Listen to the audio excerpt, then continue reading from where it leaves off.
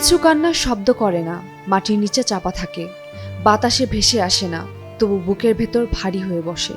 সাফারের এক পরিত্যক্ত মাঠে ঠিক এমনই এক কান্না ছড়িয়ে আছে, হাড়ের গন্ধে, শুকনো ঘাসে, ভাঙা নীরবতায়। এই কান্না কোনো সুখের নয়, এই কান্না এক মায়ের, যার সন্তান আর ফিরে আসবে না, যার সন্তানের দেহ পুলিশের গাফিলতিতে শেয়াল ও কুকুরে ভাগ করে খেয়েছে। এক সময় যে পরিবার সারা দেশ ঘুরে হারানো ছেলেকে খুঁজেছে, আজ সেই পরিবার একই মাঠে ঘুরে বেড়ায় এক টুকরো হাড়ের আশায়।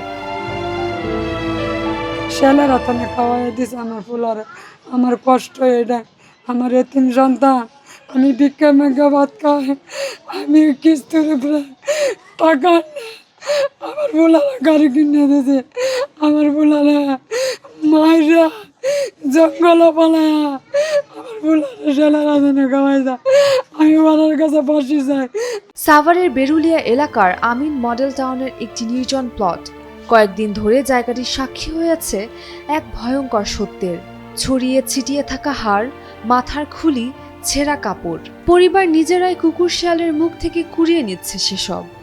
নিখোঁজ 15 বছর বয়সী অটোরিকশা চালক মিলনের কঙ্কাল।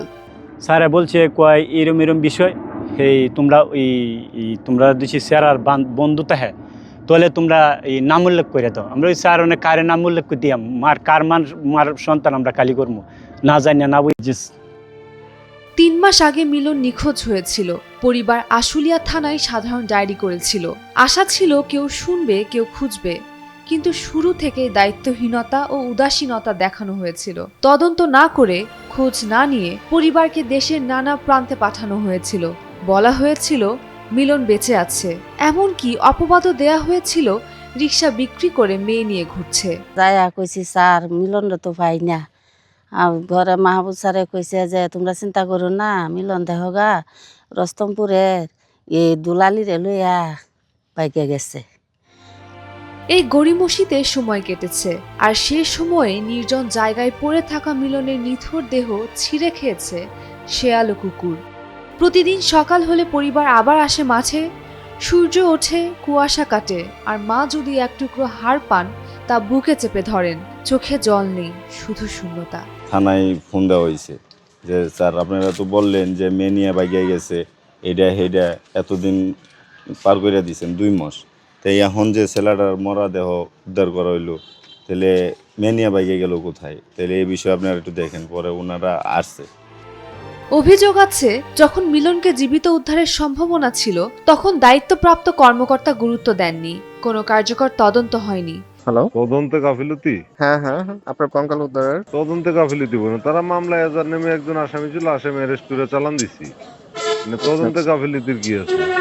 আচ্ছা, এইটার ইয়ার পরে এই ভিকটিমের সিডিআর নিয়ে আমি গাইবান্ধা গেছি, টাঙ্গাইলে গেছি, নিজের পকেটে টাকা খরচ করে 30-35 হাজার টাকা আমি খরচ করে 2 জায়গায় আমি ইয়ে করছি করিনি। মানে এটা অযৌক্তিক কথাবার্তা যদি বলে থাকে ভাই। এখন যা অবশিষ্ট সে হাড়গুলো পরিবার পুলিশকে জমা দিয়েছে, তবু অভিযোগ উঠেছে ডিএনএ পরীক্ষার নমুনা সংগ্রহে সহযোগিতা মিলছে না। আমি তো তখন ছিলাম না, এই সম্পর্কে আমার ধারণা নাই। তবে বর্তমানে মামলাটা পিবিআই তে আছে এটুকু আমি জানি, কারণ আমি তারাই পিবিআই তে দেওয়ার জন্য আবেদন করছে নিজেরা, এবং এটা পিবিআই তদন্ত করতেছে। এটি শুধু একটি হত্যাকাণ্ড নয়, এটি রাষ্ট্রীয় অবহেলার এক নির্মম দলিল। যেখানে একটি মা সন্তানের লাশ নয়, কঙ্কাল খুঁজে ফেরেন, সেখানে প্রশ্ন উঠে যায় দায়িত্ব, মানবিকতা ও ন্যায়ের। উমের রুম্মান ক্রান্তি, ডেইলি স্টার।